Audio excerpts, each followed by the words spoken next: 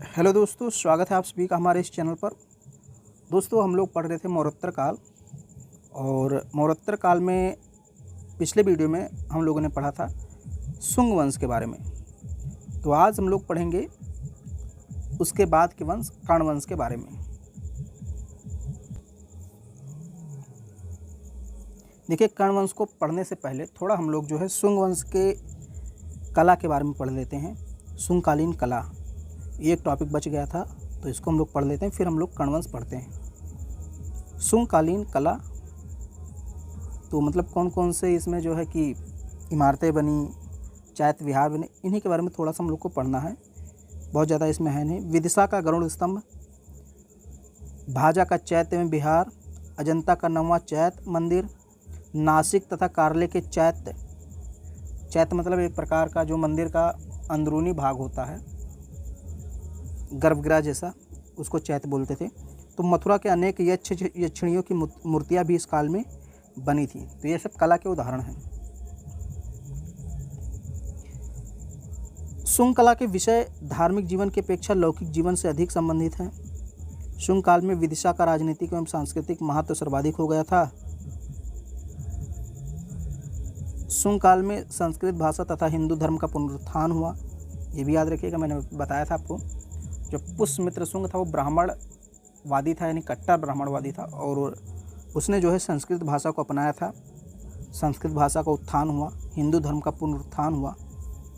इनके उत्थान में महर्षि पतंजलि का विशेष योगदान था। मनुस्मृति के वर्तमान स्वरूप की रचना भी इसी युग में हुई थी। वही चीज़ है, भागवत धर्म का उदय हुआ, विकास हुआ, तथा वासुदेव विष्णु की उपासना प्रारंभ हुई। मौर्य काल में जो स्तूप बने वह कच्ची ईंटों एवं मिट्टी की सहायता से बनते थे, परंतु शुंग काल में उनके निर्माण में पाषाण का प्रयोग किया गया। ये चीज़ याद रखिएगा, जो मौर्य काल में जो स्तूप बने थे वो कच्ची ईंटों के बने थे या फिर मिट्टी की सहायता से बने थे, लेकिन शुंग काल में जो बने वो पत्थर के बने, पाषाण के बने। शुंग राजाओं का वैदिक तथा ब्राह्मण धर्म का पुनर्जागरण काल माना जाता है। शुंग राजाओं का जो काल है, यानी ये जो शुंग वंश है, इस समय का जो काल है, ये वैदिक या ब्राह्मण धर्म का पुनर्जागरण माना जाता है। पुष्यमित्र शुंग ने ब्राह्मण धर्म का पुनरुत्थान किया। ये थोड़ा सा धर्म, संस्कृति, कला के बारे में ज़्यादा जानकारी नहीं मिलती है, इतना ही आपको पढ़ना है। अब हम लोग पढ़ते हैं कर्ण वंश, लेकिन कर्ण वंश को पढ़ने से पहले थोड़ा सा हम लोग पीछे चलते हैं। हम लोगों ने पिछले वीडियो में पढ़ा था कि भाई जो शुंग वंश का अंतिम शासक था, देवभूति शुंग वंश का अंतिम शासक था, उसका एक मंत्री था वसुदेव। उसने देवभूति की हत्या करके नए वंश कर्ण वंश की स्थापना की थी। तो अब हम लोग कर्ण वंश को पढ़ने चलते हैं। कर्ण वंश,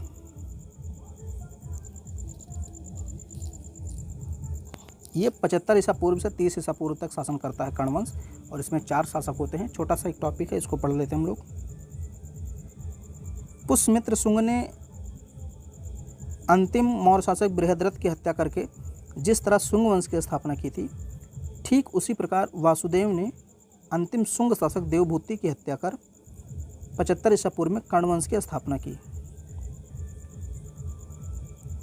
कर्ण वंश की जानकारी के लिए सर्वाधिक महत्वपूर्ण स्रोत बाणभट्ट का हर्षचरित है।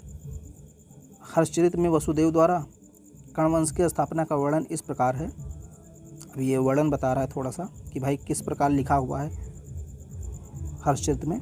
तो लिखा है, शुंगों के अमात्य, अमात्य मतलब मंत्री, वसुदेव ने रानी के वेश में देवभूति के दास की पुत्री द्वारा स्त्री प्रसंग में अति आसक्त एवं कामदेव के वशीभूत देवभूति की हत्या कर दी। कर्ण भी शुंगों के समान ही ब्राह्मण थे, यानी जो कर्ण वंश के शासक थे ये भी ब्राह्मणवादी थे।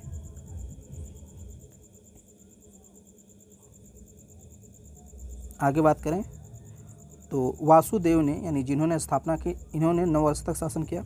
उसके बाद कर्ण वंश के 3 शासक आए।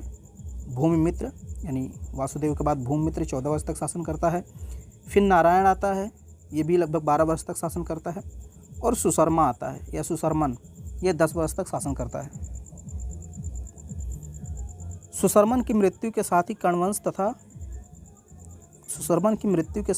वंश राजवंश तथा शासन की समाप्ति हो गई। वायु पुराण से ज्ञात होता है कि सुशर्मन की हत्या सिमुक ने की थी। इस प्रकार 30 ईसा पूर्व में कर्णों का अंत हो गया। यानी जो कर्ण वंश था, इसका अंतिम शासक कौन था? सुशर्मा या सुशर्मन। इसकी हत्या किसने की? सिमुक ने। कब की? 30 ईसा पूर्व में। और किस वंश की स्थापना करता है सिमुक?